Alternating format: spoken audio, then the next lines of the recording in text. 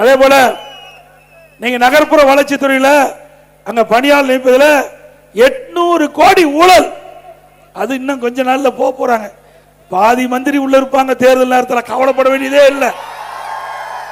நாமெல்லாம் ஃப்ரீயா போய் ஓட்டு கேட்கலாம்.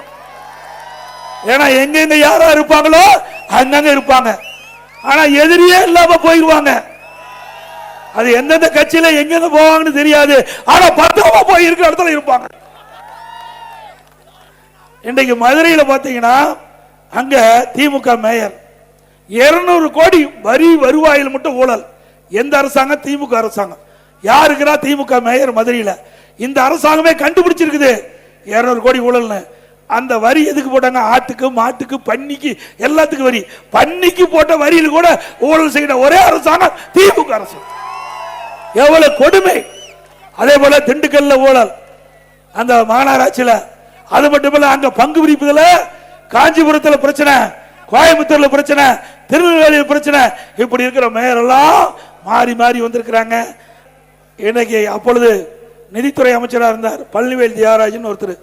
எல்லா வலைதளத்திலையும் பார்த்திருப்பீங்க. அப்போ ஒரு கருத்து சொன்னார். அந்த கருத்துல 30,000 கோடி திரு சபரீஸ்வரர் அவர்களும் திரு உதயநிதி அவர்களும் வைத்துக் கொண்டு என்ன செய்வதென்று தெரியாமல் தடுமாறி கொண்டிருக்கிறார் என்று ஒரு பைனான்ஸ் மினிஸ்டர், நிதி அமைச்சர் சொல்றார். இதுவரைக்கும் பதிலே இல்லை.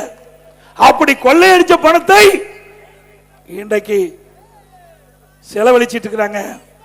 இந்த பணத்தை வைத்துத்தான் தேர்தலை நம்பி இருக்காங்களே, மக்களை நம்பி இல்லை. இவ்வளவு பெரிய ஊழல்!